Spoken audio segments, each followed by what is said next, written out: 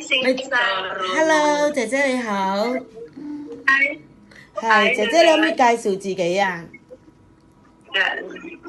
姐先生咧好啦，我要介紹自己，我叫 Sandy Eka Saputri。姐先生可以叫我 Sandy。我今年27歲，我結咗婚，我140cm，我70公斤，我以前做過係人呢6年、2017年到2023年。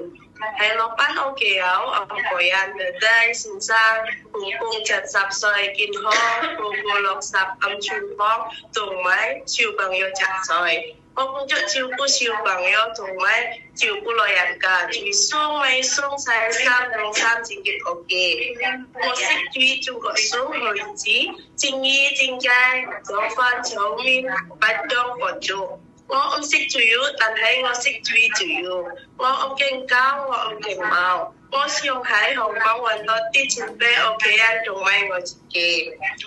我會盡力做女衫、女衫。電話同埋我會駁嘴。我唔望弟弟先生，會請我做嘢喺弟弟先生屋企。我細弟弟先生就已經喺香港。好啊，姐姐你好啊，我想問你自己係咪有一個小朋友㗎？我識照顧小朋友係。唔係，你係咪有一個仔啊？係。幾多歲啊個仔？總之佢哋我你自己係咪有一個仔？我一個仔1歲。哦，個仔1歲 ，OK， 好啊。咁我想問下咧，你初去你媽之根屋企度做咧，小朋友係幾大啊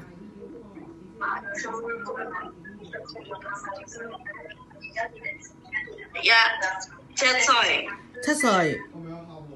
哦，咁你同佢走嗰陣時，佢已經係10歲噶咯喎，係咪啊？係。哦，咁你要照顧唔健康嘅公公係咪啊？係。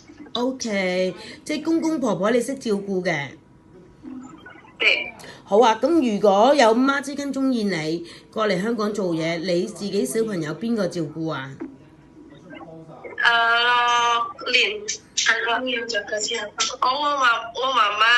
我媽媽、我爸爸同埋我老公。